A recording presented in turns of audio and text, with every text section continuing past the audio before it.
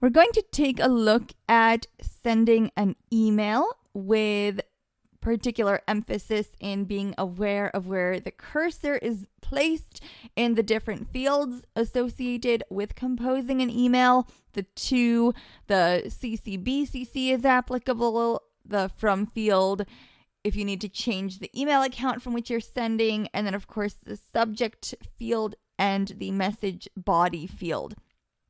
The general idea is that you'll fill in a field and you will touch below that field until you gain focus by using a combination of the exploring by touch and flicking to the next field, double tapping to make that editable, filling it in, and so on.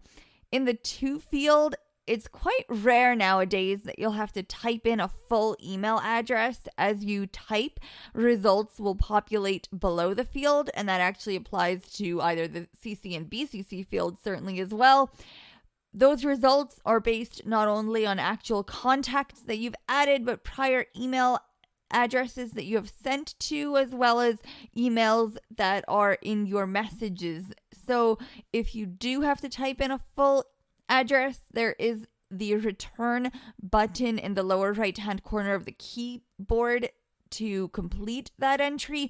But again, it's so rare nowadays, I've found at least, that I have to type in a full email address. As soon as I type a partial, I can usually pick the result that I want from down below and double tap it and carry on. So let's see how this looks. Mail, 84 unread emails. I guess I need to catch up on reading my emails, but we're going to double tap. Mail, search field. And the compose button in the Mail app is in the lower right hand corner on the toolbar. Toolbar, compose, but 2, text field, is editing, insertion point at start. And here we are nicely told that we are in the to field and the insertion point is at the start. So we're ready to just type in an email address. So for example, if I wanted to send a message to the iBug address, I'm just going to start typing in iBug, and you will see I will not have to type nearly that whole address. So I'm just going to start HUI at V B HUH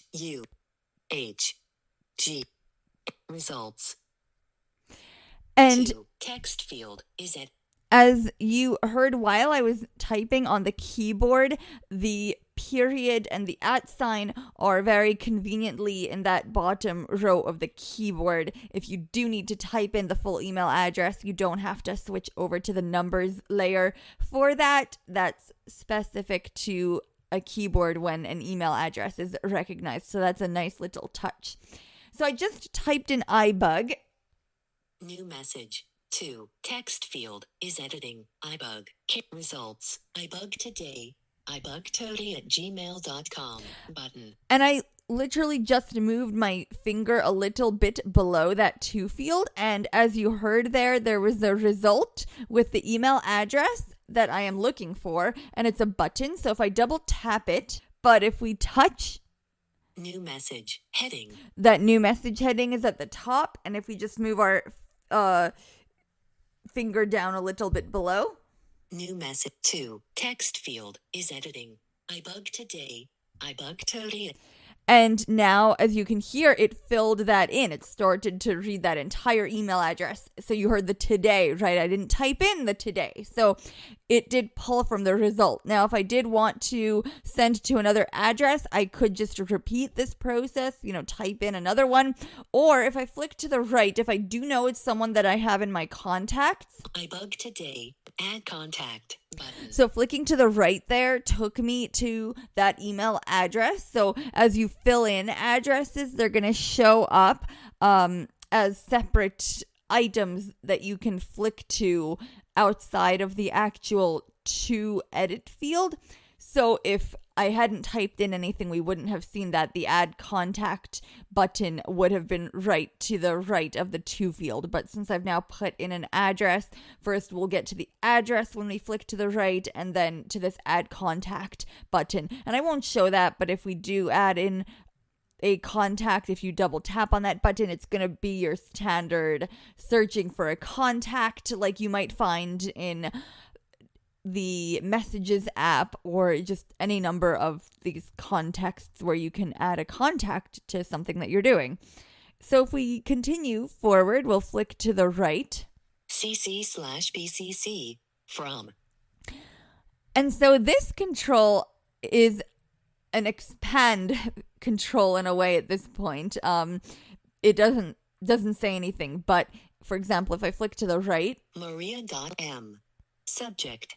You'll see there the from address and then the subject. So you can tell that these CC/BCC fields are not expanded. But if we flick to the left back a couple of times and then double tap, CC/BCC text field is editing. Character mode. Insertion point at start. Now we see that they have expanded if we want to do a CC. And similar to that to field, you're going to land on that field as soon as you expand it, and this insertion point is at start. And if I flick to the right, BCC text field.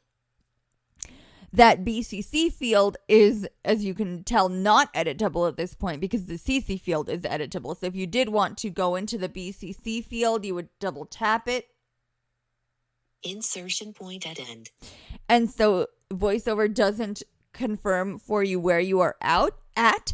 If you are in doubt, you can flick to the left. BCC text field is editing. Character mode. Insertion point at start. And then flick back to the right to receive that confirmation of where you are. And those fields work in a similar way to the to fields, so I won't demonstrate those again. From. And now we reach this from field. If you ever need to change which account you're sending from, you can double tap here. Select do it trip PR at. And what happened here is that a list of accounts opened. I landed on the one that was selected, and if I flicked to the right continuously, you just heard the beginnings of some of my other accounts. And so I could just double tap on any of those to select it to change which account I was sending from. These are buttons, so if I double tap on the one that's selected, I'm going to keep it as the from account for this message. You don't receive any feedback from VoiceOver. You don't receive feedback from VoiceOver, but I just flicked to the left and to the right to get a sense of where I was, and I had landed back in the to field. So this flicking to the left and to the right is a good way to be able to get a sense of where you are on the screen. And or you can also explore by touch, but VoiceOver in certain cases won't particularly announce where you've landed or where your cursor is. So it's a good idea to kind of flick around a bit to get your bearings. So we're now going to return. If we keep flicking again, you'll see BC from subject text field. Those CC, BCC, and from fields remain expanded since I clicked on that option. And so flicking to the right, now we land in the subject field. Insertion point at end.